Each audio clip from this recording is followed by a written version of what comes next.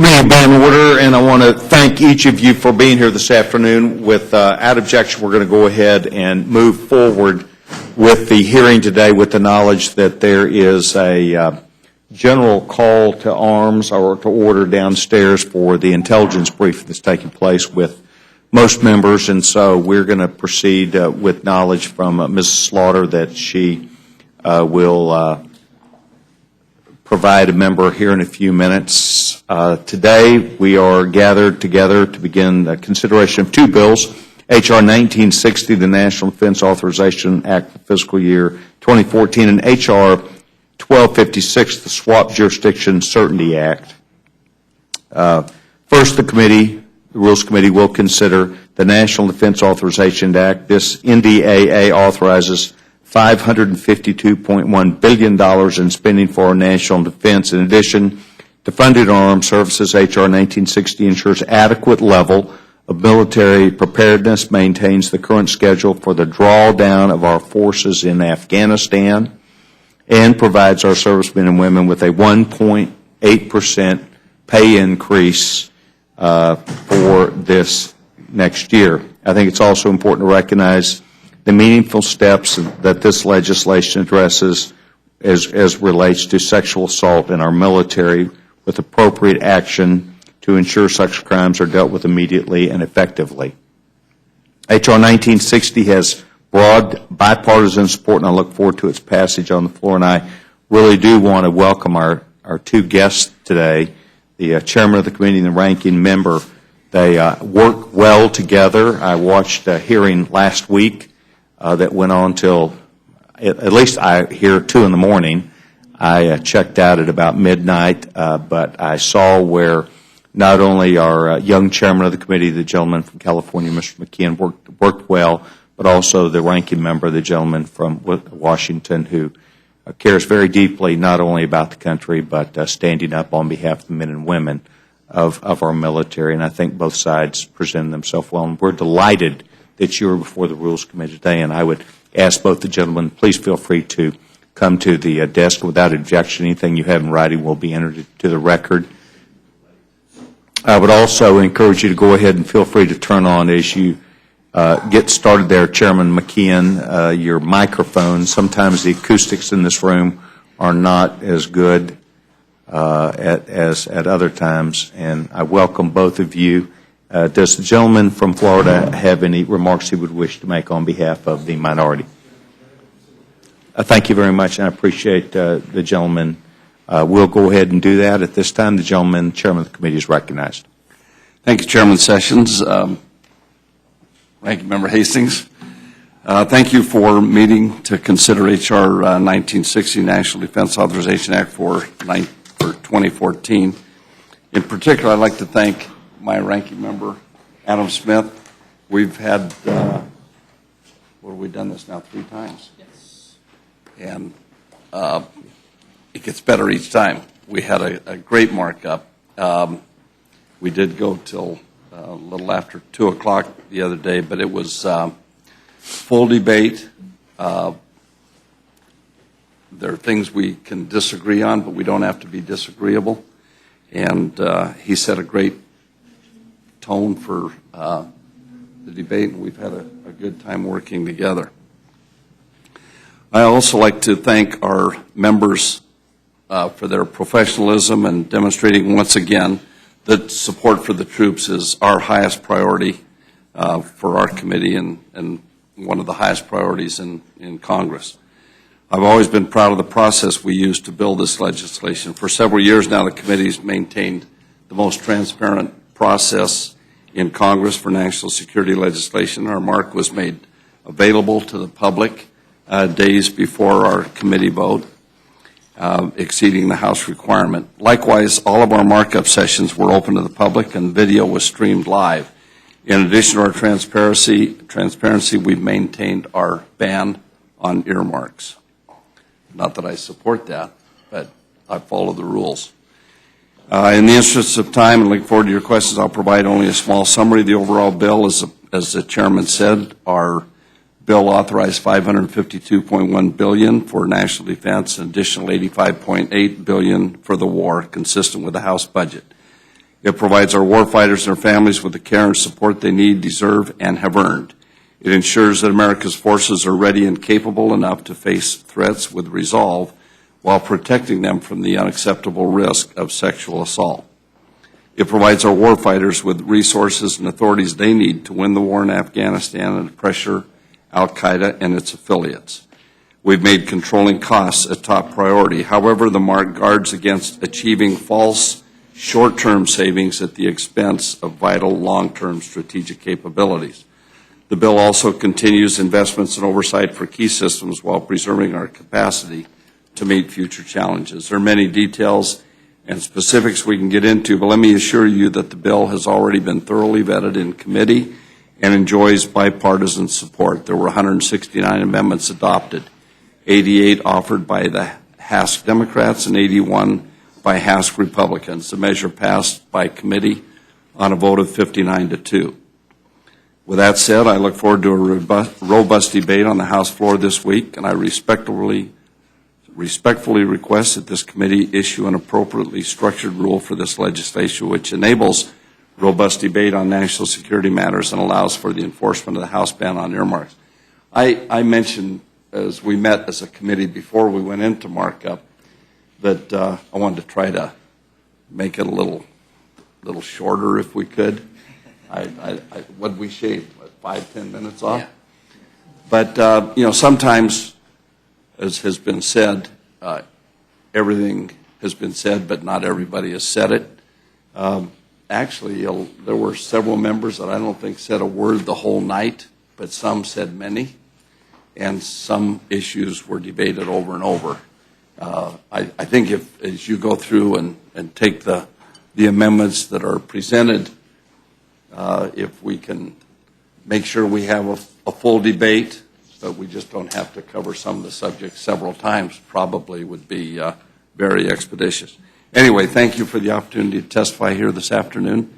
Thank you for the work that you do in helping the Congress be expeditious in our use of time, and yield back. And Chairman, thank you very much. That you very adequately, I believe, did provide this committee with knowledge that we are dealing with a good number of amendments, as is tradition and history, and we will do our very best on a bipartisan basis, not just to look at this, but also on a subject matter basis to make sure we're not continuing to cover ground that has been covered. So I appreciate the words from the Chairman. Mr. Smith, welcome to the Rules Committee. Great to be back. I'm delighted that you're here, and gentleman's recognized. Thank you, Mr. Chairman. I, too, want to thank Chairman McKeon for the way he has conducted the committee. I think we do work in a bipartisan fashion. Even though we have our disagreements, we get through the process, and it's regular order. I think it's the way most of us wish we could get back to on a whole lot of legislation. We go through committee, introduce the bill, have a bunch of hearings, do amendments, debate them, have votes, and produce a product. And I think, as usual, the product that we've produced this year is a very strong product. And there's a lot of different issues, but at base, about 90% of what we're doing is the simple, basic function of making sure that our military is funded and adequately equipped to do the missions that we ask them to do. That's the baseline requirement of the Defense Authorizing Bill, but it is very, very important work that we do. I agree with the Chairman. This year, the sexual assault issue is going to be incredibly important. We have a number of provisions in the bill that deals with that. I know you have a number of amendments that will also try to deal with that issue. At the end of the day, legislation is going to be part of it, but the military has to change the culture. I mean, this is a decision that has to be made, at every level of the military. I honestly believe that General Dempsey, General Odierno, Secretary Hagel, and all the others are absolutely committed to dealing with this issue. It's just got to work its way all the way down the chain of command. So that's going to be an important issue that we deal with. I do have two amendments that I, hope the committee will rule in order. One, we've had our ongoing vigorous discussion about what to do about Guantanamo. There's disagreement. Senator McCain went with a couple other senators down last week and concluded that at some point we are going to have to close it, and we're going to have to get ourselves on a path to doing that. So the amendment that I offer is a path to closing Guantanamo, I think, in a sensible way.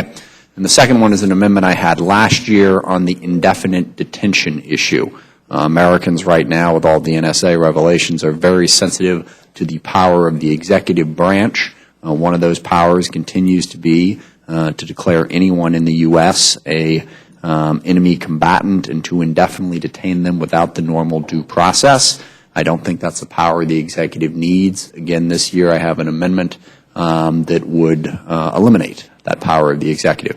And, however the vote goes, I think it is a very important issue that is worthy of debate. I want to stress that my amendment is entirely different from what was in the bill last year and from what I understand Mr. Gomer has offered again this year, which is a much more narrow approach that does not eliminate that ability to indefinitely detain. So we recommend those two amendments, and I'd recommend the bill. And again, I thank Chairman McKeon for his outstanding job leading the committee.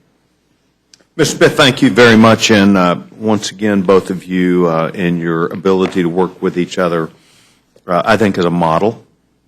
I think it's a model of success and one which this body recognizes, and certainly this committee, and we not only respect that, but would hope that we would help that along when we do our job to make sure that as we do amendments that we're following what I think is a good way. I have one question, and I can confess I did not do all my homework before I walked in this afternoon, but I think I'm in reference to what would be the report, and if you don't have this, I'll have the staff director, deputy director, give that to you on page 180.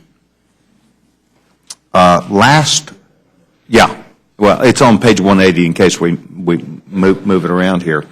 When we had a Veterans Appropriations Bill, VA POPES, that was here a week or 10 days ago, the subcommittee chairman, Mr. Culverson, brought up an issue that really this committee has been deeply involved in, and I know each of you also, as you deal with the backlog of VA claims, the men and women who serve our military, who are in a long process, and the VA is embarrassed. I'm embarrassed. We're all embarrassed, but let's do something about it.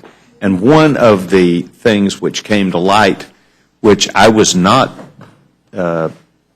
necessarily informed of, and that is a difference of records. There's a record, a medical record of a person when they serve in active duty, and then when that is passed on to the VA, a different record. And there was a strong sense during the hearing and perhaps afterwards that there needed to be some common denominator which would allow the military veteran then in the Veterans Administration to be able to explain properly that record and deal with it. Have you dealt with that issue, Mr. Chairman? It was finally resolved late last night. We have an amendment that we're offering together, number 164, requires the Secretary of Defense and the Veterans Administration to make all health care information contained in the DOD. It does fix that problem. It gives them a year to fix that problem. You know, one of the things that we may have talked about this last year, but we don't have the responsibility for veterans. We create them. We feel a responsibility to them. And last year, Jeff Miller, who's chairman of the Veterans Affairs Committee and also serves on the Armed Services Committee, suggested we have a joint meeting, which we did. And so we had Secretary Panetta, we had Secretary Shinseki, and they commented that this had actually started under Secretary Gates, that they had started meeting. You'd think that that would be a normal thing to do, but had not been done. And I think now the secretaries of the two departments meet quarterly, and this is an issue that they've been working on. Mr. Culberson had language in his bill to address this, and but this I think we've worked out with the appropriators and with the Senate also. that this should be a good addition to the bill and would help us move forward in solving this problem. However, it will not totally fix the problem. Some of these problems are totally within the Veterans Affairs Department, and they need to do a better job of communicating within the department. We have been giving them the records for quite some time, but they're not totally within their department. That's where they need to function also. Thank you for addressing this. I had heard that a deal was near, that there was a statement the Secretary of Defense Hagel had made on that a week ago. Just so we're all very clear about this committee feels very strongly. They could individually say it. Once again, you said it earlier, not everybody has to say it for us all to have to express it. But this committee has, over the years, been very concerned about treatment of our veterans and finding solutions to their problems. And I appreciate both of you addressing this issue, looking at it, holding hearings, and addressing it. We will intend to help you. I will. And I think every member of this Rules Committee is very interested in that, as well as I know that there was a lot of interest to help Secretary Shinseki move this issue and keep it alive. So from my perspective, I will just say thank you very much, and thank you for addressing that. I appreciate it very much. Mr. Bishop. Thank you. Thank you, Mr. Chairman. Having learned when to yield to members, you gave me ample opportunity in a very lengthy markup to say whatever I need to do about the bill. The thing that I would like to point out, though, is especially with all but 2 people on the committee voting in favor of this bill, this committee shows how things can be done in truly a bipartisan manner if you start out down that road together. And I think you produced a great product. I want to compliment both of you, and I won't have any questions on this particular one at this time. Maybe tomorrow. Thank you very much. Mr. Hastings. Mr. Chairman, thank you very much. I'm tempted, since I was not at that markup, to claim my good friend's time and go through every aspect of what I thought. First, let me thank the chairman and the ranking member. I know. If the gentleman would yield? Yes, sir. Would you let me know if you're going to do that so I can leave first? It depends upon whether or not you needle me again. I'm silent, Scott. Mr. Chairman, I would ask unanimous consent to have the statement of the administration policy put in the record. Without objection. I just received it, Mr. Chairman, and I didn't have ample opportunity to review it, but I lift from it at least the essence of what the administration's position is as this legislation is coming forward. In the however clause, and I've not read the 2 paragraphs previous to this sentence, it says, if the bill is presented to the President for approval in its current form, the President's senior advisors would recommend that the President veto the bill. I don't think that comes as a surprise to either the chairman or the ranking member, who I'm sure have had much more back and forth with the administration than I or an ample number of us in the Congress have. At the very same time, I did, in a brief review, identify one area that causes me concern. And I will lift this whole paragraph. It's on the limitation on availability of funds for certain authorities for Afghanistan. The administration strongly objects to Section 1224, which would prohibit the use of the majority of security and civilian assistance funds for Afghanistan until the Secretary of Defense certifies that a bilateral security agreement with Afghanistan has been signed and meets the conditions stipulated in 1224. Now, I have not had an opportunity to review 1224. I'm merely reflecting what the administration is saying. This provision, according to them, would hamper the president, and I guess that would be any president's ability to enter into an executive agreement with a foreign country by decreasing U.S. negotiating level with the Afghan government, and sends a counterproductive message to our allies and the Afghan people. my bona fides are forthright. I never thought we should have been in Afghanistan the way that we are in the first place. But more importantly, I draw from yet another experience that I didn't think that we should have been involved in, and that is Iraq. We have lost in Iraq, as everybody knows, the lives of nearly 5,000 of our military.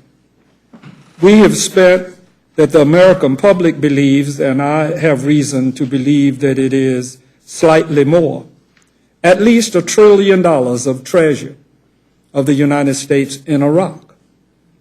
Evidently, we didn't have 1224 when we, for all intents and purposes, got out of Iraq, except leaving there that big green monster called an embassy, that's nothing more than something that's going to blow up at some point, and I predict it for you in the next 3 or 4 years, or at least be attempted to be blown up often. That said, when we came out of Iraq, and I might add I filed legislation 7 years ago, or 6, asking that we, at the very least, have an Iraqi government, once it is stood up, pay for just the construction money that America has spent, not the military money, just the construction alone, that their roads, their schools, their hospitals, their water treatment plant, which is a particular bugaboo with me since I couldn't get money for one in Belgrade or in the Palm Beach County area, and went with David Dreyer, the then chairman of the Rules Committee, to Iraq and saw one that had been pillaged that cost almost the identical amount of money that I was seeking for the one in Belgrade. That said, today, if we look at Iraq and we look at the contracts for oil, and the reports are that they either are the 3rd or largest known oil field in the world at this point. That being true, then it would seem to me that the legislation that I offered, that I might add, that the extraordinary people in Legis Council and in the parliamentarian's office said you can't force a government to pay anything, and therefore my legislation couldn't even be filed. And therefore now we stand here with the lead contracts to date for oil coming out of Iraq to going to other countries is China has the lead contracts. Russia has the second, and European, particularly the northern portion of the Scandinavian countries, have the third number of contracts. And to the limited extent that we have any input at all, we are fourth. We could not make that kind of agreement, evidently, with them. And now we come to Afghanistan. And let me put on the table something that people have not talked about Afghanistan, and why maybe as far back as Attila the Hun and others have tried to get into that hellhole. And Russia, of course, lost a whole lot more human beings than we did in trying to get in there. But the fact is that they have immense natural resources. And that's never discussed here in the Congress. And so if you were to exercise 1224, and it didn't go through its purest form to come to the bilateral agreement that is satisfactory to whatever the terms are in 1224, then a president couldn't negotiate us doing anything about their molybdenum or their uranium, or I could go on and on and on with the number of natural resources, next almost to Kazakhstan, that these people have. And we don't have any input after spending all our money and losing our lives. I might add, China lost 2 people in Iraq. I don't know about Russia. I didn't examine that. But I know they didn't lose as much as we did, and they're gaining more than we have. And here we are in there. Now tell me, gentlemen, how it is then you want to restrict, Obama isn't going to be president forever. How do you want to why do either of you want to restrict the president's executive authority to negotiate with another country? We evidently ain't negotiating very much with giving Karzai all the money that we are giving him Might add, when I looked up at him, he and I looked like cousins, literally. I put on one of them things, and we looked just alike. But I've never liked the fact that we were giving him money any more than I did that first person that came out of Iraq here to America, Chalabi. And then I went with Nancy Pelosi, and when I saw Maliki, I come from the streets, y'all. I knew a person that had on a $5,000 suit and $2,000 shoes. My mama said, don't never follow them kind of people. And when I looked at him, I knew that we were in for trouble. This young lady seated right behind me. We were working on refugee issues, and I asked him the question, what are you going to do with your surplus? And they had $72 billion in surplus. What are you going to do with your surplus about the refugees that we had just seen in Jordan and were on our way to see in Syria and Lebanon? What are you going to do about it? His statement to me was that we want the ones to come back that we want to come back. I knew then that hell was going to break loose between Sunni and Shia in that country. Now, why then do you all not want this president in Afghanistan, as we are exercising some drawdown, to not have the ability or to at least try to negotiate with them so that we come out of there with some of the treasure lost? We can't come out with the human beings restored. I think, yes, sir. if I might, and I don't support this section, but what the section is attempting to do, it does not restrict the president's ability to negotiate. It emphasizes the fact that we need a bilateral security agreement with Afghanistan prior to the end of 2014, and it attempts to force that agreement happening by saying that we will begin to restrict funds if it doesn't. Now, I guess to some degree, the reason I think I want the bilateral security agreement because I think that does, put us in a position of protection. I'm not sure this is the best approach to getting to it, but I think pretty much everybody agrees that we want a bilateral security agreement. But it's not restricting the president's ability to negotiate. It's sort of forcing it, saying, get it done. All right, accepting your view, and let me make it clear in the paragraph that I read, they did not say restrict. That was my term, and you helped me to know it. But they did say hamper, and previous to that did say prohibit. Yeah. Well, if they don't get the agreement, funds get cut off, and that severely complicates the transition. So, I take the administration's position. But I think you laid out the argument beautifully. What happened in Iraq, we definitely do not want to see happen in Afghanistan. And I think that I remember I was meeting with the he'd be like their Secretary of Defense, I think, in Iraq in about August of 2010, just before the troops came out. And we were talking about an agreement and how many troops would be left behind and different things. And I encouraged them to, to make a decision and move quickly. Otherwise, what would happen is what happened. And so all of our troops left, and they're in chaos, and we've lost all that treasure, and what did we get for it? We don't want to see the same thing happen in Afghanistan. I was over there a few months ago, and Secretary Hagel was there at the same time, and I had a briefing from General Dunford, and he said, as he laid it all out, the most important thing that he was facing was that bilateral security agreement. If we didn't get that, and the sooner the better, because the Taliban was saying, they're going to be gone and we're going to be here, and so you better not help them, better help us. And so I asked if we could meet with Secretary Hagel, and he came by, and we had a visit, and we were in total sync on this. And the fact that we needed that agreement quickly, and I was hoping we could get it this spring. And the reason we've got that language in there is to give the President a quiver, an arrow in his quiver to use to try to drive an agreement sooner, because if we wait till the last minute, something could happen like happened in Iraq, and we end up dropping the whole ball, and that everything's lost. And I think, like you, I think Afghanistan can become a very sound economic nation, because they do have those resources. They have the ability to if we could put in, help them with some current agricultural methods.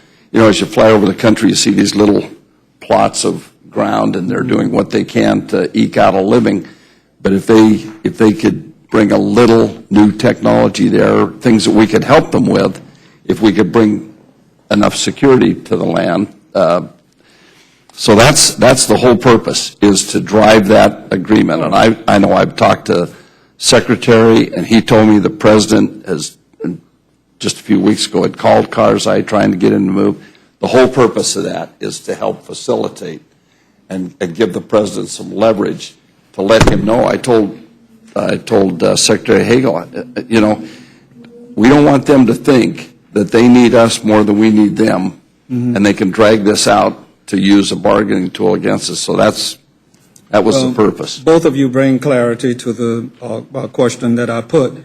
I would be terribly remiss if I did not bring up John Murtha, who I supported very much when he said that when we left Iraq, we should leave troops at the very least on the horizon.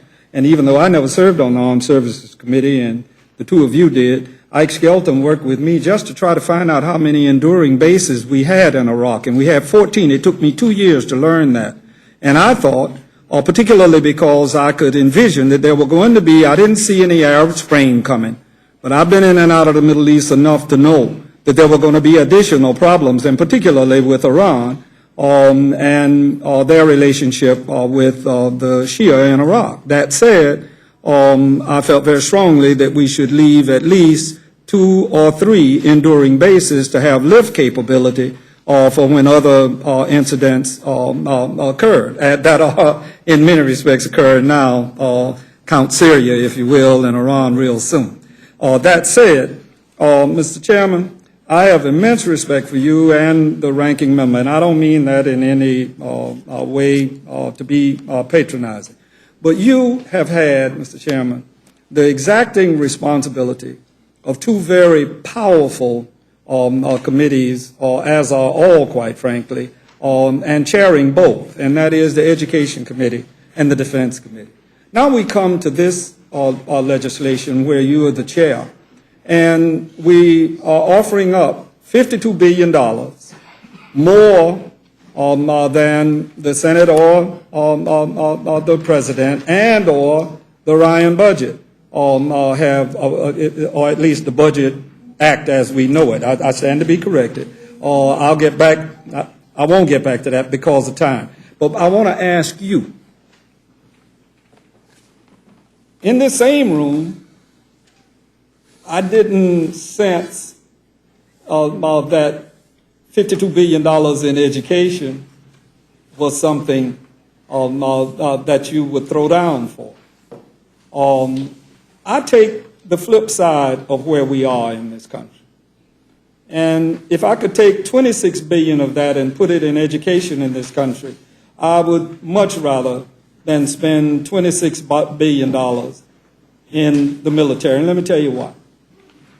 You haven't accounted for infrastructure and pensions. We already, the chairman of the Rules Committee is talking about backlogs as they exist, and rightly in the, he talks about it in the VA. But every time we hire somebody, just this Sunday, I had an event where 3 of the appointees, one of the finest privileges a congressperson is given, 3 of the appointees to the Air Force, Army, and Navy Academy were in the audience with their parents. I was real proud of these youngsters. But they're going to cost a whole lot of money, and I'm not resentful of that. But when it's balanced, we're spending $56 billion more, some of which is going to be spent in a hellhole that we can't do nothing about making it different. It's going to blow up when we leave there. I don't care what anybody says. The Taliban will be back whatever day we leave. And that said, why then, how do you do that? How do you not come in here and say, I'd rather have $10 billion go into education? You chaired that committee. And now you chair this committee, and you're asking for $52 billion, more than the Senate and the President. How do you do that? You as a person. I heard you say I follow the rules. As you said, we do have the amount in the budget, the $552 billion that was in the Ryan budget, and within what was the Budget Control Act. I remember that, BCA. Mm-hmm. This Budget Control Act. So we're consistent there. But we also have cut $487 billion out of defense. We've taken 50% of the cuts out of defense, which accounts for less than 20% of the budget. I look at the Constitution, which says we provide for the common defense. I know what your argument would be on that. I think we just look at it a little differently. I think that if we do not provide for the common defense, and if this nation is not able to protect ourselves and our interests around the world, then we won't have any money to spend on education or anything else for that matter. You know, there are so many things that we take for granted. Since World War II, our Navy has kept the seas open. 95% of our commerce travels on the seas. And if you shut down one of 7 choke points that the CNO talked about when he came before our committee, it would have immediate impact on our economy the next day. Our gas prices, if you shut the Straits of Hormuz, tomorrow our gas prices would double. I was using that as a number when I visited with the leader of the United Arab Emirates. He said, no, it'd be more than that. So I think we need to have the ability to provide the defense that is called for around the country. And we frankly do not have that right now. We've got a lot of our airplanes are grounded. The flyers are not flying. Our troops are not getting the same training that they were 2 years ago. So they're going to, the next one's going to Afghanistan or wherever they're deployed around the world will not have the same training that they were getting. We've had, with sequestration now, lots of cuts to our defense. I think that should be our. I just believe myself that's our number one priority. I think education is very important. Those young people that are going to academies are going to have a great education, and they will pay for it by putting their lives on the line for us to enjoy the other freedoms we enjoy. So.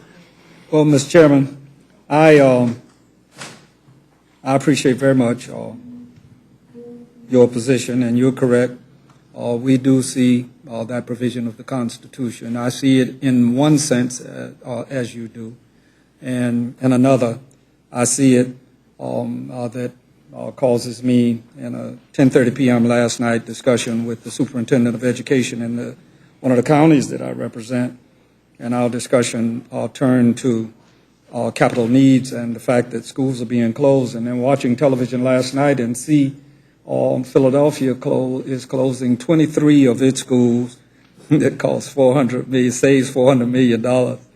And the governor of that state at the very same time is building $400 million worth of prisons in Philadelphia. I just don't understand how people come to those kind of conclusions. I don't want to gloss over the fact that the Budget Control Act is ostensibly supposed to be law. And the Ryan budget that you mentioned is deemed passed.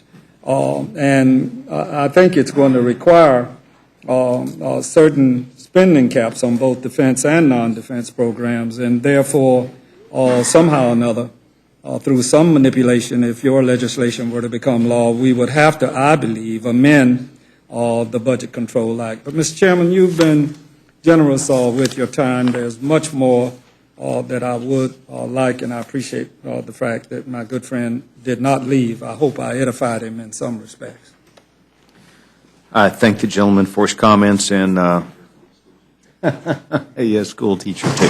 Thank you very much. Gentleman yields back his time. Gentleman from Oklahoma, Mr. Cole. Thank you very much, Mr. Chairman. And my good friend is used to speaking in 55-minute blocks, so let's not challenge him. He's well trained. I want to thank Chairman and the ranking member. Well, I'd bet on a teacher against a lawyer any day, so I just got to tell you.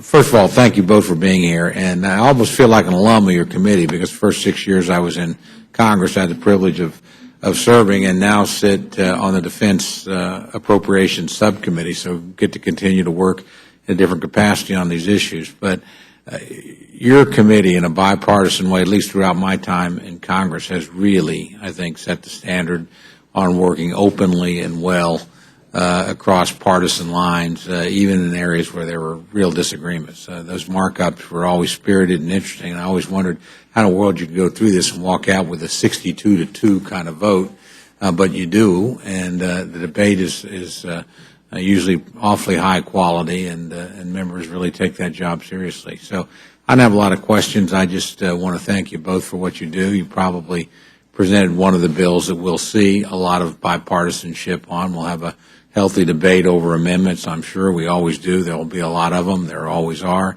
But at the end of the day, it always pleases me how this bill brings us both together, and I think it does it because of the way it's been crafted from the very beginning. I never worked with a better ranking member or chairman than our former colleague, distinguished gentleman from Missouri, and he's a pretty good teacher and a pretty good colleague to have. So again, this committee's done a good job for a long time. I do want to compliment you on this. I think in recent years, and Chairman, I give you a lot of credit for this. I've seen a lot closer cooperation between defense appropriators and defense authorizers.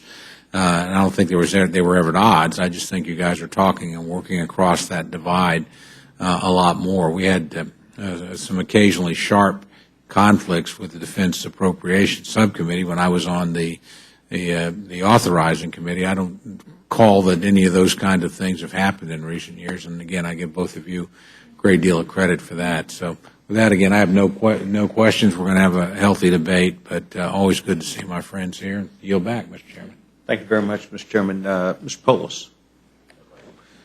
Gentleman does not have any questions at this time. Mr. Nugent. Mr. Chairman, I want to reserve my comments for the floor, but I do want to thank the Chairman and the Ranking Member. It's been a privilege to serve on Armed Services in the first 6 months of this year. So it's really been an eye-opener. I appreciate in the bipartisan way and the debate that we have within committee, particularly as we went through the NDA and amendments that were submitted by members. It's refreshing to hear both sides of the argument, but at the end of the day, it's through regular order that this works best. So I do appreciate both of you and your leadership. Thank you. Yeah, I'd respond. Yes, sir. Yes, Chair. You see that little pin that he has here on his on the right side of his lapel? We all have one on the left, like he has, but on the right side, there are very few of those. It means he has 3 sons serving in the military. I have an academy lunch every year with the young people that we appoint to the academies, and we had that this last Saturday. And I totally stay out of the process until that lunch, so that the young people that I appoint to the academies all do it on merit. There's no politics, no campaign contribution, nothing, strictly there. Well, one of the, I have a man that works part-time, former Navy guy that heads us up, and then he has men and women from all the different services that help him on the committee. And I have generally 1 or 2 young people that are still in school or recent graduates that come back and speak to them. And it gives them a chance to, get a little feel for what they're going to see in the next couple of weeks. And one of the men that helps me on that, as we were visiting, he had one of those pins with just 2 stars on it. His oldest son is a graduate of Naval Academy and is a Marine officer in Afghanistan. His next son is he's just finished his 2nd year at the Air Force Academy, and was one of the speakers to the group. And his youngest son was there to be appointed to going to West Point. So I commented on his 2 stars, and he says, yes, I'm going to be able to up it to 3. And I says, I have a friend that has one of those 3-star pins. And it was great to see. So he's an Air Force pilot, but he's got a Marine, an Air Force, and a Army sons that are, he's as proud of them as you are of yours. Absolutely, and the nice thing for him now will be his Army-Navy game. He will have a winner no matter what. Because 2 of my sons went to West Point. It's not been a very good series. Now, when my son was a plebe, Army won their last game against Naval Academy in 2000. So we're looking for a change, but for that gentleman's sake, at least they win, no matter what, Air Force or Navy or Army. Thank you very much. Thank you. Gentleman yields his time. Gentleman, Mr. Webster. Gentleman has no questions at this time. I really want to thank both of you. I think that both of you recognize that this committee, when we see you each year, we have lots of opinions. We have lots of things which we're following and lots of things which we have hopes and expectations. But the greatest among these are the expectations that the men and women of this great nation will continue to do their best, not just in the field of battle, but how they represent us. And I have paid a great deal of attention over the last few weeks to the Senate hearings and the House hearings on major issues that impact the United States military. And knowing people on this committee have sons or daughters that represent us well, we need to make sure that our military is given the adequate resources, the policy backing, and the expectation of performance by the leadership of these branches of the military. And I want to thank both of you for your day-to-day exercise as you represent each of us with an expectation of performance from a grateful nation. This closes the hearing now on 1960, and I thank both the gentlemen. You're now excused. The committee will now move to consider H.R. 1256, the Swap Jurisdiction Certainty Act. This legislation prevents anti-competitive regulations from uncertainty involving the growing financial derivatives marketplace. It would prohibit the government from severely limiting the ability of U.S. banks to conduct business with international institutions and swap markets. In an increasingly global economy, American businesses should not be needlessly restricted by the federal government from making investments with international partners who are responsible. H.R. 1256 works to support an appropriate level of protection in the derivatives marketplace while allowing for international commerce to continue unimpeded. I am delighted today that not only the ranking member Waters is here, but also the young chairman of the Financial Services Committee, the gentleman from the 5th District of Texas, my dear friend, have joined us today for their testimony. Without objection, anything that you have in writing that you'd like to present as a statement will be entered into the record, and I now recognize the gentleman from Texas, Mr. Henschling. Thank you, Chairman Sessions and Ranking Member Hastings. Thank you for the opportunity to testify before you on the bipartisan legislation, H.R. 1256, the Swap Jurisdiction Certainty Act. Title VII of the Dodd-Frank Act seeks to regulate over-the-counter derivatives market in a manner similar to how securities and futures exchanges are regulated. But a challenge presented by Title VII is how and to what extent U.S. regulation will apply to transactions that take place across national boundaries. Currently, under federal law, derivatives are regulated by either the Securities and Exchange Commission or the Commodities Futures Trading Commission, depending only on the underlying reference asset. H.R. 1256 really achieves 3 simple things, Mr. Chairman. Number one, it assures that in order for markets not to be disrupted, for end users who use these derivatives in order to hedge risk, to create jobs, to provide the goods and services that we use in our economy, that they have to deal essentially with one rule, and that is a rule that would be jointly promulgated by the CFTC and the SEC, as opposed to currently what it appears is that the SEC is on track for a rule making and the CFTC would only be issuing guidance. Mr. Chairman and members of the committee, we feel this would create too much uncertainty and be a burden upon our economy, so the underlying bill will provide that there be one joint rulemaking. Next, Mr. Chairman and members of the committee, Dodd-Frank is now, I believe, roughly 3 years old. This rulemaking has been hanging in the ether all too long. The underlying bill 1256, would direct the CFTC and SEC to promulgate these rules within a 9-month period.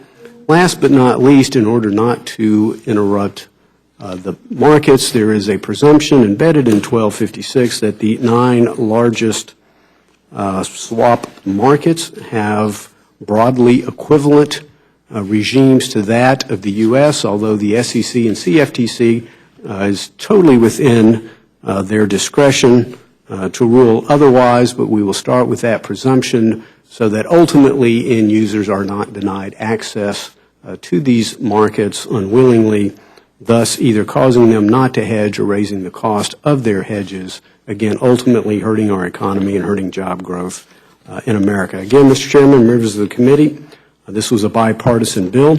H.R. 1256 was reported from the Financial Services Committee by a vote of 45 ayes to 11 nays. It had received unanimous support by Republicans, and almost 2/3 of the Democrat minority members supported the bill as well. Additionally, the Agricultural Committee reported this bill without amendment by a voice vote.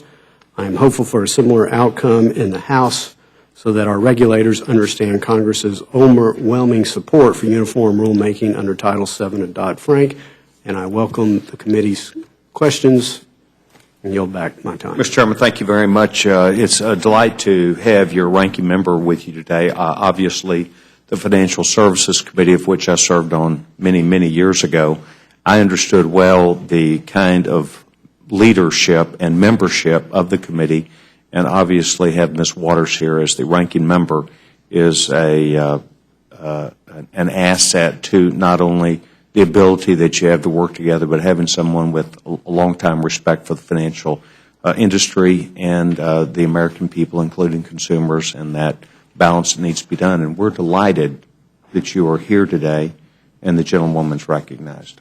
Thank you very much, Mr. Chairman. I am here today as a ranking member to try and take away some of the mystery and misunderstanding about this bill and what it does and what it does not do. The chairman is correct when he cited to you what vote had been taken on this bill.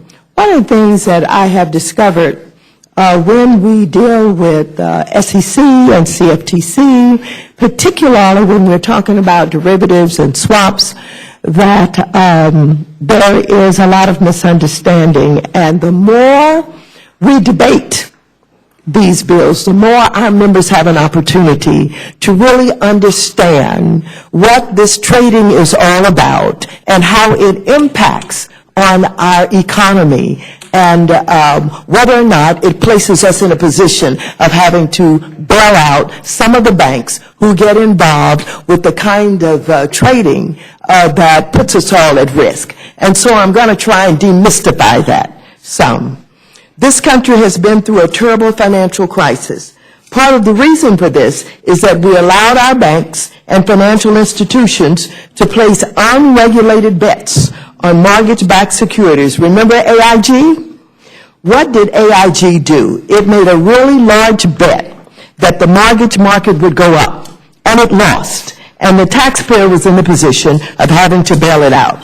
The Dodd-Frank Act enabled us to put a stop to that kind of betting going on hidden from the rest of us, finally dragging that activity out into the sunlight. The SEC and the CFTC, our regulators, are finally putting in place the rules of the road to prevent any one institution from threatening our livelihood again. But this bill wants to drag some of that activity back into the shadows, allowing banks and others once again to enter into transactions without even our regulators being able to see them. You may say that this bill just concerns the limits on how far U.S. law goes. But why is it so important that the SEC and FTC have discretion over the rules on cross-border derivatives? Because the exposure that a foreign branch or subsidiary of a U.S. bank or corporation takes in foreign markets comes back home to the U.S. Moreover, U.S. banks and corporations may find that those they do business with have much more hidden exposure because of foreign transactions. This bill says that we will have to rely on the foreign regulators to protect us. I'm very disappointed and I'm worried that the Rules Committee is concerning taking this bill to the floor under a closed rule. As more than a third of the bills have been so far in this Congress, I believe there are important issues concerning the structure of this bill, particularly the bill's presumptions that the rules of the 9 largest foreign markets are comparable to our own. The bill would require the SEC and the CFTC to act in order to allow U.S. rules to apply to transactions, even though the risk of the transactions will ultimately be imported back to the United States. During committee consideration of this bill, I offered an amendment to address this presumption. I'm prepared today to offer that amendment again, together with Mr. Kildee. My amendment would reverse this presumption, directing the SEC and CFTC to jointly consider the regulatory framework of these countries to provide appropriate exemptions when jurisdictions have derivatives rules that are broadly equivalent to our own.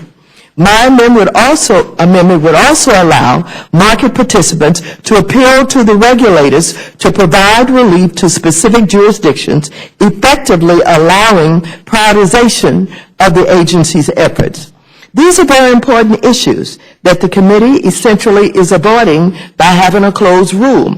I believe you should make the amendment offered by Mr. Lynch also in order to address the standard the agencies must meet. So I would urge the members of the committee to reject this rule and allow my amendment to be considered. Mr. Chairman and members, there's no reason why we should automatically grant to any of the other countries the ability to do business without having comparable rules. The European Union have not even finished developing their rules. Yes, this is a little bit complicated, but we should allow the SEC and the CFTC to do their work, to put our rules in place so that we know what we're dealing with. We don't need the subsidiaries and the branches of our U.S. banks, our broker-dealers, over there doing business in the shadows and not knowing what the outcome is going to be. We can't stand another bailout. Now, what is interesting to me is this.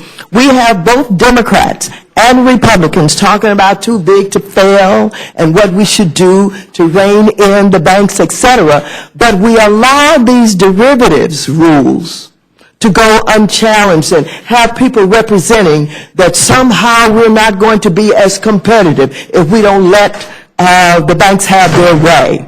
Well, that's not true. We've got a responsibility to protect the consumers and the American taxpayers so that we don't get them into a situation again where these bets are going on that will put us all at risk. So the least we could do is have a debate. Why do we not want to have a debate? Why is it we don't want this to be debated in front of the American people so they can begin to understand what these derivative markets are all about? I suggest to you that if you do no more than not have a closed rule, allow my amendment, Mr. Lynch's amendment in order. They may lose, but we're beginning to educate not only the members of the public, but the members of this House about what derivatives are. What we don't want is, we don't want members to have to say later on when there is a meltdown, oh, I didn't understand, I didn't get it, we didn't really have this debate. Let's have the debate on the floor. If we lose, we lose, but let's let the people know what this is all about. Thank you very much. Thank you very much for your testimony. And Mr. Bishop, questions? Gentleman's recognized. The chair and ranking member, I genuinely know that they know more about this than I do. And I mean that most sincerely because of their experience, and doubtless there are members on here. As a matter of fact, Mr. Polis, I was kind of counting on him because he really, he really does have a grip on finances. I'm in the position as at least 1 and 2 members who are not the most wealthy members of Congress. All of my stock is in over-the-counter, and that's groceries.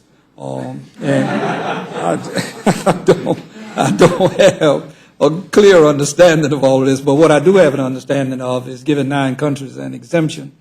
And in so doing, if I heard you correctly, Mr. Chairman, to a relative degree, you did not say that they had comparable regulations that we do, but I sense that in order for this legislation to move forward, that has to at least be the illusion. Do you genuinely feel that the 9 countries do have comparable regulations? And if so, what's the empirical information that you have that you can provide to me that supports that? Thank my colleague for the question. Number one, if I could, though, I would say that what the legislation provides is a presumption as opposed to an exemption. I do think it's important that all members realize, again, it is within the rulemaking authority of the CFTC and the SEC to make a different interpretation. So again, it is I think what we're debating here is, again, the presumption. And I think there is a great concern for many, given that it has taken 3 years since the passage of Dodd-Frank and we still don't have this rule. What could be the impact upon our job creators who overnight could be denied markets because a lot of these derivatives, they're not like stocks. They're not deep pools. There's not a lot of these are very individualized contracts. And so to start off with a presumption that we're cutting off global markets and then somehow maybe they could work their way back in, I think is going to be injurious to those who are seeking employment and wanting to keep the jobs they have. So we have had testimony before, and certainly I think a number of our committee members, they wouldn't have voted otherwise if they don't believe at this point that these jurisdictions in modern industrialized nations do start off having roughly equivalent, and I believe the operative term is broadly equivalent, regimes for swaps. But should the regulators determine otherwise, they have the full power to reverse the presumption. But we don't think we should start there. And so that's how I would answer the question. Well, I feel about presumption sort of like I do about assumptions when it comes to something like this. And I did read Ms. Waters' amendment and Mr. Lynch's amendment, and I strongly agree with both of them. But let me ask you this. Quantify for me how much of these swaps are handled by SEC and how much of them are handled by CFTC. And in doing that, then tell me which of the two, as we sit here, has the strongest regulations. I would say to the gentleman, there's a lot of different ways that we could look at the data. I'm not sure I have it at my fingertips to answer the question, but I will attempt to answer the gentleman's question.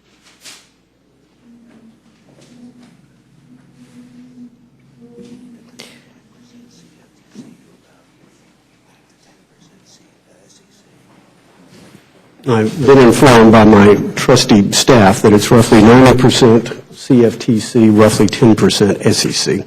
And the CFTC, if I'm not mistaken, has today the strongest regulations. I might add, a minute ago, before you gave me the word presumption, I had asked you for the empirical data supporting whether or not these countries have regulation comparable to ours.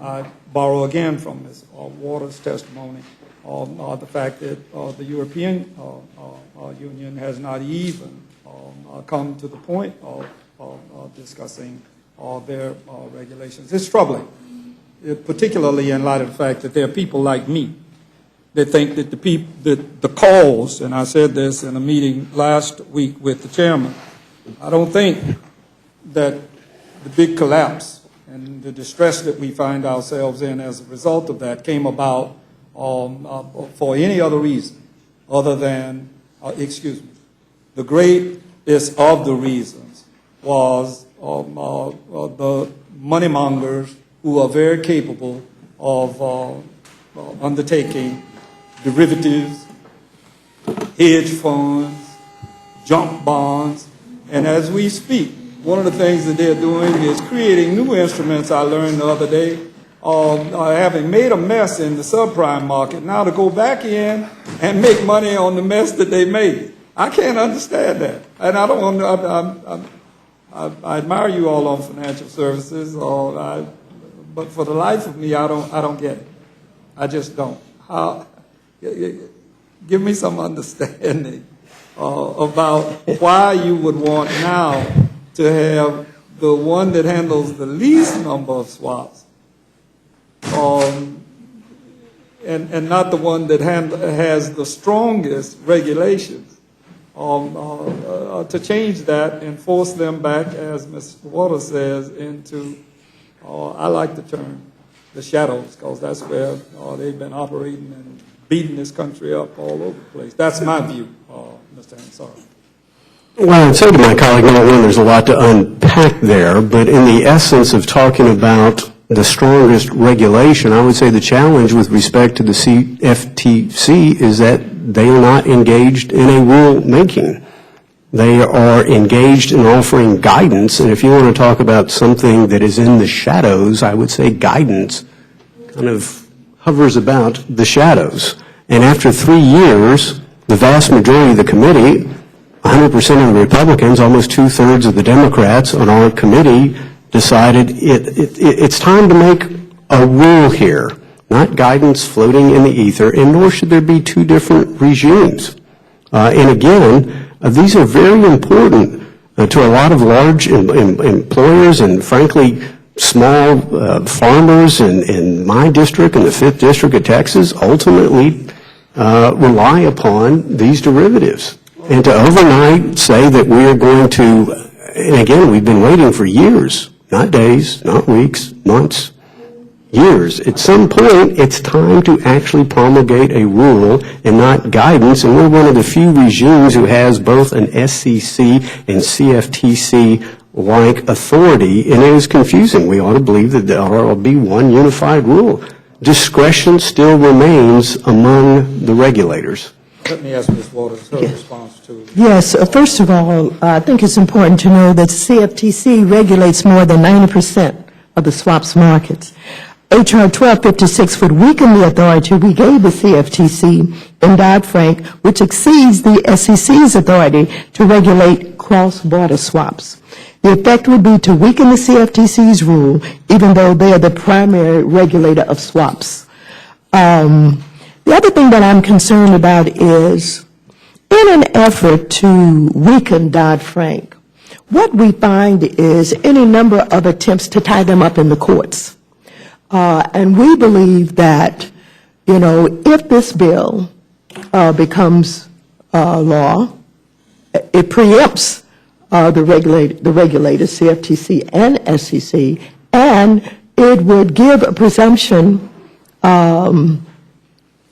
that cannot be easily overturned by the SEC or the CFTC. This would get very, very, very messy. They would have to jump through a lot of hoops. It would end up in litigation. And so what I'm simply saying is this: we have regulators, and we have regulators for a reason. And we have the CFTC, we have the SEC. We need to give them time to work and to harmonize and to be able to protect us and not let us go off.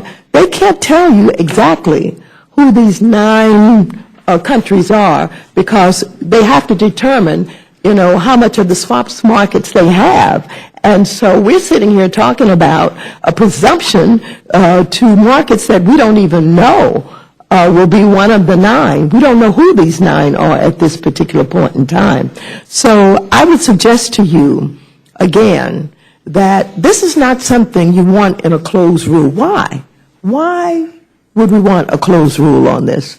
We need to have the debate. We need to have people understand what they're doing and the risk that is involved in this, and why we are trusting some markets to say we presume that they're comparable to us in their rules. We really don't know.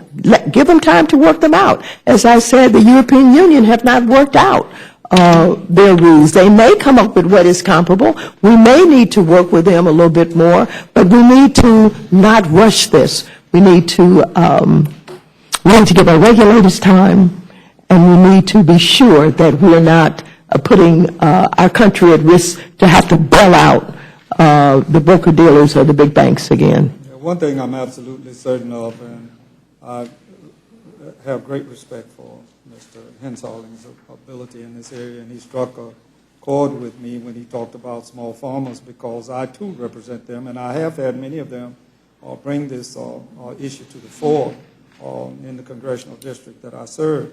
And at the very same time, I'm troubled by the other part of the statement about these big job creators. I don't see them as job creators, Mr. Chairman, all the time. But what I do hear is the humming of them machines that are putting people out of work, and that can shift the location of transactions in a matter of milliseconds in this country. And one mistake, I don't know whether you've ever been around Wall Street, but my parents lived in New York, and I used to go over there. And everybody thinks of it as such a clean place, but I've seen them come off of the floor and go out there in that area and get cocaine hits and heroin punches. Most people don't think about some of the biggest drug addicts in this country work right there on Wall Street. Now, I don't get much support from them, but I've seen that with my own eyes, and I know that you could get all drunk up and go in and punch one of these machines the wrong way, and we got AIG on steroids. But that said, I thank you, Mr. Chairman. I offer the administration's policy and ask unanimous consent that it be made a part of the record. With that objection, the SAP will be entered into the record. I thank the gentleman. Yields back his time. Chairman Cole. Thank you, Mr. Chairman, and thank both of you for being here. It's been an interesting discussion, quite frankly. This is not a topic I feel at all well versed in, and I think I would probably number about 90% of my colleagues in the same category. Chairman, let me ask you this, and ranking member as well, if you care to weigh in. I'm curious, looking back before, certainly my friend from Texas and I were in Congress, we passed Glass-Steagall repeal through the Congress. I think there was not a dissenting vote in the United States Senate, and there were almost no dissenting votes in the House. Most of us, or most people, would now look back on that as having been a mistake, I think. How do you guys view that, looking through the rearview mirror? Was that a smart decision by Congress, or just curious? Well, I would say to my friend, number one, Glass-Steagall technically wasn't repealed. Instead, it allowed bank holding companies to have affiliated with depository institutions, and there were certain rules that regulated those transactions between those affiliates, which, right, wrong, or indifferent, have been increased, some might say strengthened, under Dodd-Frank. I think to a great extent, and I hear my friend, the ranking member, I'd be very concerned about bailouts, as am I, but I would say that the best way to avoid bailouts is to quit bailing out firms with taxpayer money, which is a decision we have to make, and that the true cause of our financial crisis had little or nothing to do with derivatives. It had to do with the erosion of historically prudent underwriting standards on residential mortgages, principally precipitated by bad federal policy, which would incent, cajole, strong-arm financial institutions to loan money to people to buy houses they could not afford to keep.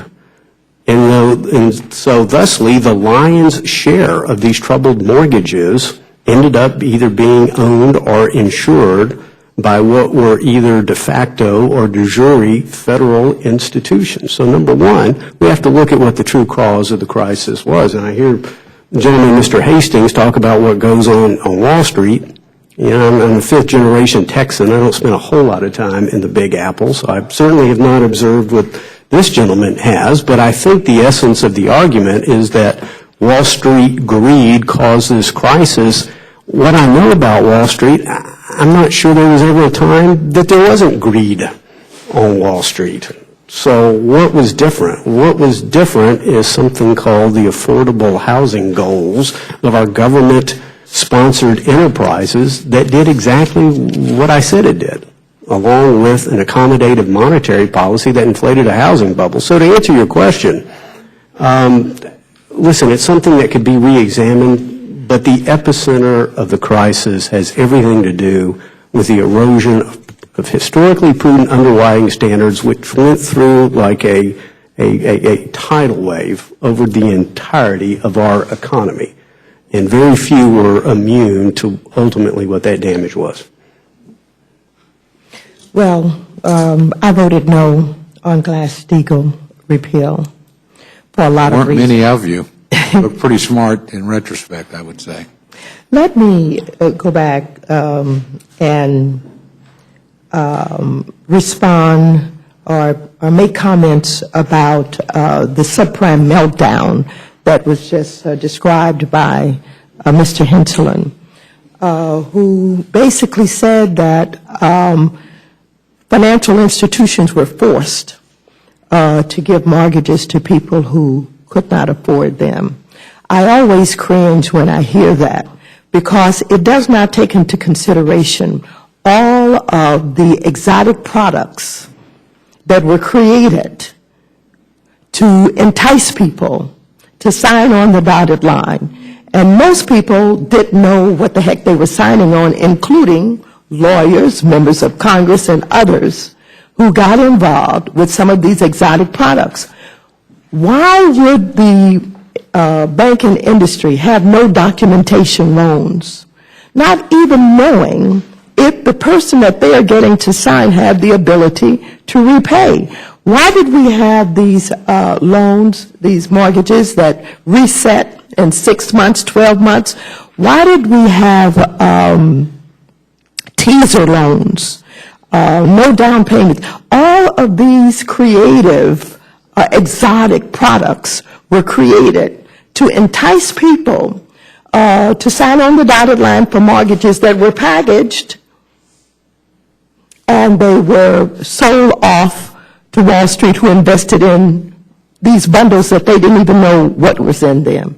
Everybody was making money all the way up. And so when we talk about how do we protect the consumer, it is not simply that we can define the problem that we had, the meltdown that we had, as just a bunch of irresponsible people. It's these products, and it's this trading, and it's the way that banks put us at risk in order to make money.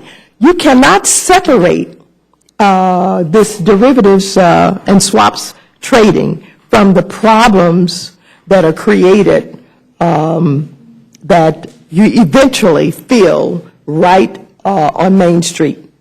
It is all very much connected, because if you have a credit default swap, somebody's got to pay. And if our banks are exposed and they fail, and it triggers the failing of a lot of associated institutions, we end up bailing them out. And so that's what I'm trying to get people to see, that at least we should debate this. We should talk about it. We should help people to try and understand what we're doing. And people can make their decisions one way or the other, but it will not be acceptable for us to say one more time, we didn't understand, we didn't get it, we didn't know what they were doing. We need to debate this on the floor. We need to have people listen to this, and we need to have people respond to their constituents and to the press and others about what they understand about what this bill is and how we're trying to protect them. If you feel comfortable in saying that we can exempt, or we can presume, or we can assume that there are countries who have rules that are comparable to ours without having them checked out by our regulators who we put in place to do this, then you may do that, but you may have to answer to it someday. Let me ask you both this, just again, looking through the rearview mirror, but how would you judge the job that our regulators did, that the Commodities Commission and the SEC leading up to, the financial crisis of 2008? Are you speaking specifically of the SEC and CFTC, or regulators in general? Or? Well, specifically them, but if you want to include others, I'm just, we're presuming that, Congress is smart enough to understand this, and I think we've established that maybe we are, but probably we aren't collectively. Although I put a lot of faith in committees. I really do. I mean, I think the committees that I'm privileged to serve on in the areas that I get an education every day when I walk in. I get it from the other members. I get it from the staff. I get it from the witnesses. So I presume the same thing in other committees. This is not an area that I particularly know a lot about, but I have a lot of faith in you, Mr. Chairman, a lot of faith in the members, Republican, Democrat alike. But I remember during the TARP vote being confronted with that issue that I didn't know a lot about, didn't have a lot of time to decide on. Had people I trusted telling me different things, Representative Ryan on one side, Representative Henschling on another side, and these are the guys I count on to know more about this than me. So, and then I looked at the regulators, and I knew the chief regulator at the SEC. I'd served with him, thought highly of him, but it didn't seem to me like they'd done their job very well, or we wouldn't get there. I don't want to be there again. So I actually find the point you're making quite compelling about having a discussion and forcing us to learn a little bit more about it. And this is outside my comfort zone, I can tell you that. But anyway, back to the question. I mean, look, I find it hard to believe that all these smart people, I'm with you, Chairman, greed's an eternal human condition. It's not confined to any particular part of the planet. There were a lot of greedy people signing on to things that they should have known better. They weren't all tricked into it. They didn't care. They thought they could escape the consequences. There were an awful lot of greedy people at the top of this deal that knew better, that knew these were not normal standards. And I will tell you this just for the record, and I've told this to some of the folks that were involved in this. If you think there'll ever be another TARP vote that will pass in this Congress, it will never happen again. I mean, it was a once-in-a-lifetime constellation of events, and at least everybody that's in Congress now will be dead and gone, because the people I know that voted for it got nothing but grief and very little gratitude for doing what they thought was the right thing to do. The easy vote around here, as we all know, is always a no vote. Be the easy vote on this legislation, quite frankly, given its complexity. So, again, question is the regulators, but the deeper question is, is there value in the debate, as the ranking member argues, in terms of educating the body? Well, I would say this to the gentleman. And it's really obviously the purview of the Rules Committee, but again, this is something that passed on voice vote in the Agriculture Committee. So the committee that has the bulk of the jurisdiction over the swap market, it wasn't even sufficiently controversial to have a recorded vote. And in the Financial Services Committee, again, unanimity among the Republicans and almost two-thirds of the Democrats, clearly not the ranking member. agreed that this is something that we should move forward on. And so, again, it's your decision. I'm happy to do it either way. There's a limited amount of time on the floor. I mean, frankly, this is something I thought we would find on the suspension calendar, but I think the ranking member requested that it not go on the suspension calendar, and I think her request should be honored, and to the extent I have a say so, I'm happy to honor her request, but otherwise, I would say to my friend, for those who spend the most time on the issue, we would almost expect this to be on the suspension calendar. The broader question about regulators, I would say, and I guess they're calling votes now, so I'll attempt to be brief. I think you can make a case that there was regulatory timidity, there was regulatory ignorance, there was regulatory mistakes, perhaps there was regulatory cowardness, but it's very difficult in retrospect to make the case that there was a lack of regulatory authority to have prevented the economic crisis. And in fact, I vividly recall having the chief regulator, who unusually was actually under oath in our committee at the time, the chief regulator for AIG, admit they had the regulatory authority to have stopped that.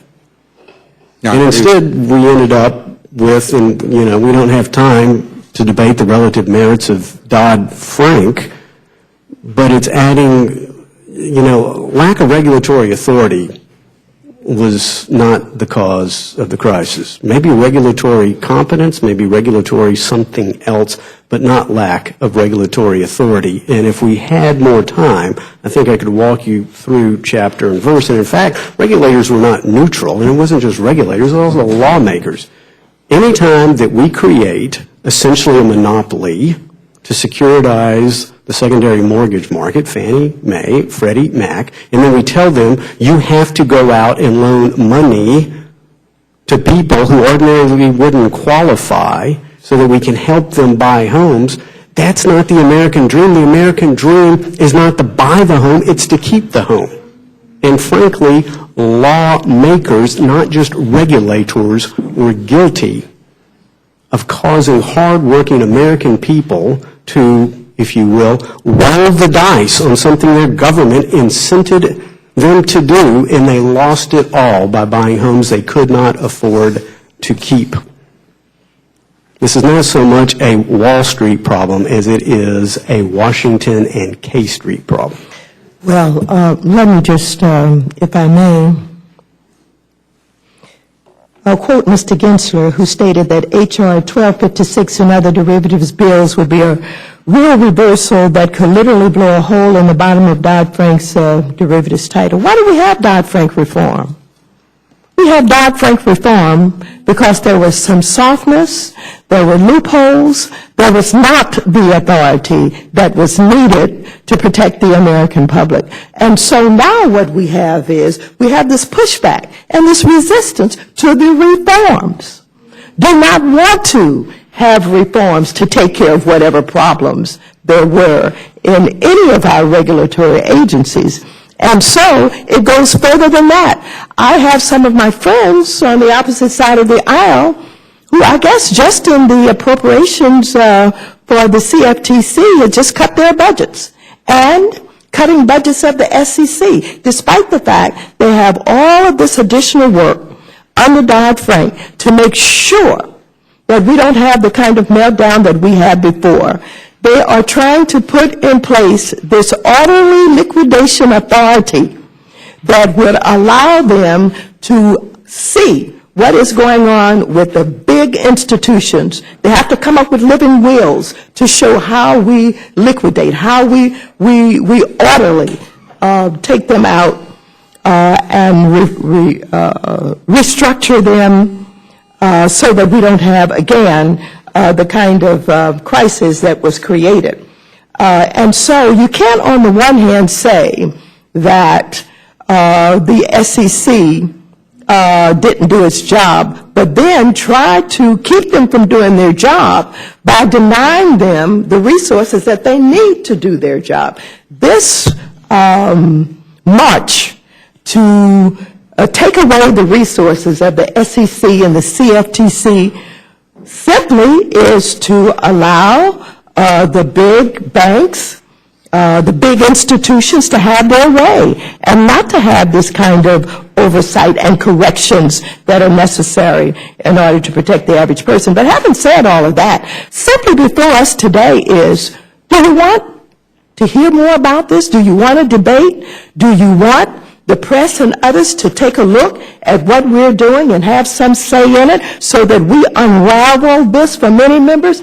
You will have more than 75% of the members of this Congress who say, I don't get any of this. But we've got to learn to get it if we want to protect our consumers. We've got to learn who is the cause of the meltdown, who's making the money, who's being harmed, and this is how we began to do it, is by taking a look at these derivatives. And one note that was just sent to me that I need to express to you, that we are creating a new, more targeted separation of proprietary trading and market making under the Volcker rule, essentially creating a modern Glass-Steagall. That's what's happening here with Volcker. So I would just ask the members, let's not try and make the determination absolutely, but let's hear the arguments. Let's hear what is said about these markets, these swaps markets, and whether or not we should just presume that they're comparable until we have a big problem, and then we have to try and fix it. I would ask you to just let the debate go on. Don't have a closed rule on this. Well, we've had a great debate. Yield back. Mr. McGovern. Mr. Chairman, I want to apologize for being late, but I, along with Dr. Fox and Mr. Woodall, were at the classified briefing on the Foreign Intelligence Surveillance Act, so I want to also apologize to the witnesses. I want to thank you both for being here. I have no questions. Thank you very much. Mr. Woodall, no question at this time. Mr. Poulos, no questions this time. Mr. Webster, Chairwoman Losver, gentlewoman, yields back time. Dr. Burgess. Gentleman has no questions at this time. I want to thank both of you for being before the committee today. As always, your testimony, not only is it important for us to hear from you, but also to hear your words also. And both of you are excused at this time. Appreciate it very much. The chairman will be in receipt of a motion. Thank you, Mr. Chairman. I move the committee grant a rule providing for consideration of H.R. 1960, the National Defense Authorization Act for fiscal year 2014. The rule provides 1 hour general debate equally divided and controlled by the chair and ranking minority member of the Committee on Armed Services. The rule waives all points of order against consideration of the bill. The rule provides that after general debate, the Committee of the Whole shall rise without motion, and that no further consideration of the bill may be in order except pursuant to a subsequent order of the House. The rule also provides for the consideration of H.R. 1256, the Swap Jurisdiction Certainty Act, under a closed rule. The rule provides 1 hour debate with 40 minutes equally divided and controlled by the chair and ranking minority member of the Committee on Financial Services, and 20 minutes equally divided and controlled by the chair and ranking minority member of the Committee on Agriculture. The rule waives all points of order against consideration of the bill. The rule provides that the amendments recommended by the Committee on Financial Services, now printed in the bill, shall be considered as adopted, and the bill as amended shall be considered as read. The rule waives all points of order against provisions in the bill as amended. The rule provides one motion to recommit, with or without instructions. Finally, the rule provides that the chair of the Committee on Agriculture is authorized on behalf of the committee to file a supplemental report to accompany H.R. 1947. For the motion from the gentlewoman from North Carolina, the chair would now defer to the gentleman from Florida for discussion on the rule. Gentleman, Mr. Nugent is recognized. Thank you, Mr. Chairman. H.R. 1960, the DOD authorization for FY 2014, it's a tradition of this bill. Our first rule only provides for the general debate of the Defense Authorization Act. There's 1 hour of general debate controlled by the Committee on Armed Services. The rule stops further consideration of the bill until the Rules Committee reports another rule providing for consideration of amendments. The committee received 297 amendments and will be working tonight and tomorrow to produce a rule that makes many of those amendments in order. And secondly, H.R. 1256, the Swap Jurisdictional Certainty Act, bill is considered under a closed rule, provides for 1 hour of general debate controlled by both committees, Financial Services and Agricultural, as well as a motion to recommit. And it's important that we consider this measure as quickly as the regulators are considering final rules on the subject as early as this month. I thank the gentleman for his discussion, explaining the rule, and I thank the gentleman for her motion. Is there a discussion or amendment? Yes. The gentleman is recognized. Mr. Chairman, I have an amendment to the rule. I move that I move the committee grant H.R. 1256 an open rule so that all members have the opportunity to offer amendments to the bill on the floor. Appreciate the gentleman's not only amendment, but him being here. I know this afternoon was difficult for many of our members. Testimony before the committee today offered a great reality that this was fully debated, discussed, and voted on in at least two of the committees, including the Agriculture Committee and the House Financial Services, and it passed on a bipartisan basis. I would offer a no vote. Is there any other discussion on the gentleman's amendment? Seeing none, those in favor of the McGovern amendment signify by saying aye. Aye. Those opposed, no. No. The noes have it. Mr. Chairman. Gentleman's recognized. Mr. Chairman, I have an amendment to the rule. Move the committee make an order en bloc and give the necessary waivers for the amendments by Representatives Lynch and Waters, numbers 1 and 2. And I think Ms. Waters made a very compelling case for an open rule with reference to a matter that I don't think many of us clearly understand. An open debate would help us to better understand. Thank you, Mr. Chairman. I appreciate the gentleman's amendment. As the gentleman does recognize, the chair would offer that I believe that I would vote no on this. Further amendment or discussion, further debate. Those in favor of the Hastings amendment, signify by saying aye. Aye. Those opposed, no. No. The noes have it. Noes have it.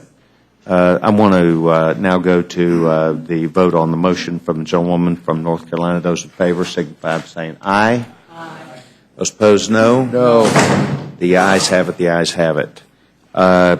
We Republicans will have Mr. Nugent, who will carry the bill for Republicans, And Mr. McGovern.